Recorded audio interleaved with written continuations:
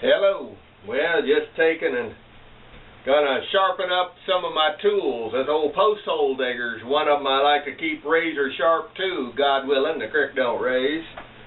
Man, have I dug post holes in my time. The old ranch out there, mile upon mile, either putting in new fence or repairing old fence.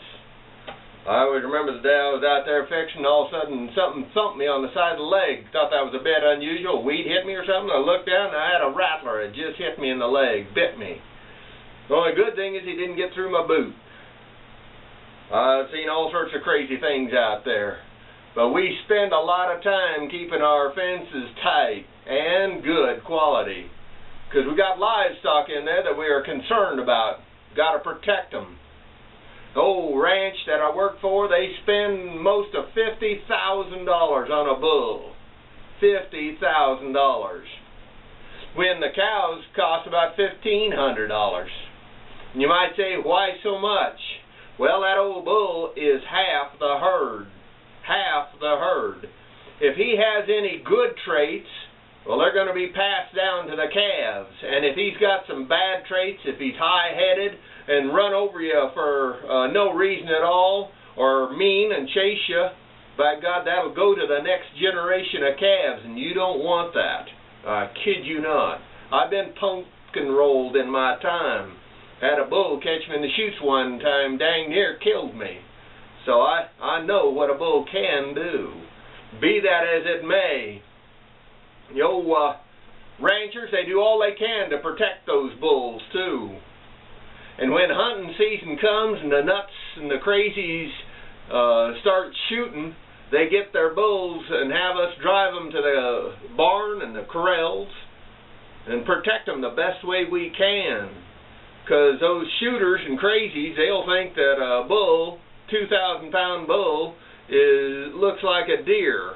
You just shake your head and say, you know, it can't get any worse, but it does occasionally.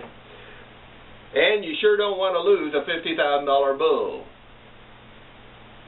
Well, I wish that the elected officials of this nation had the same concern for the young bulls of this country, the young men of this country.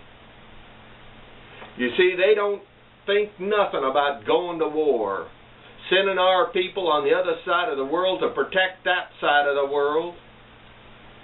If they get killed, they don't care. They don't care, and they don't get it.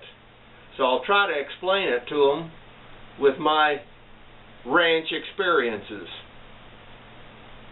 See, we taxpayers, we spend most of $100,000 to raise up those kids to manhood. If you will, we've paid $100,000 for that young bull, a human bull. And he's going to do this country a lot of good. And he's going to raise a good next generation. Now, what fool would put him in a place where a bunch of crazies are shooting at anything and everything, and especially if they look like they're Americans, and some crazy using a 50-cent bullet to kill one of our young bulls that we just spent $100,000 on to raise him up and get him educated. Do that make sense to you? Well, it don't to me.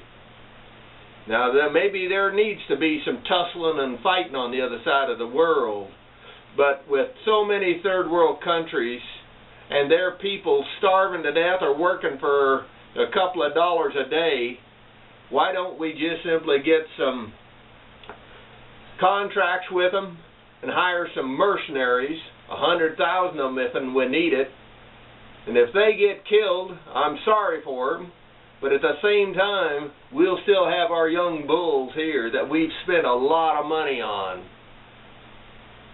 We've spent a lot of money on these young men. And these are the best of the best that are going over there and getting killed. And I'm tired of it.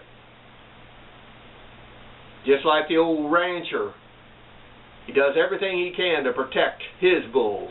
Maybe it's time you elected start protecting the bulls of America. Rate this film.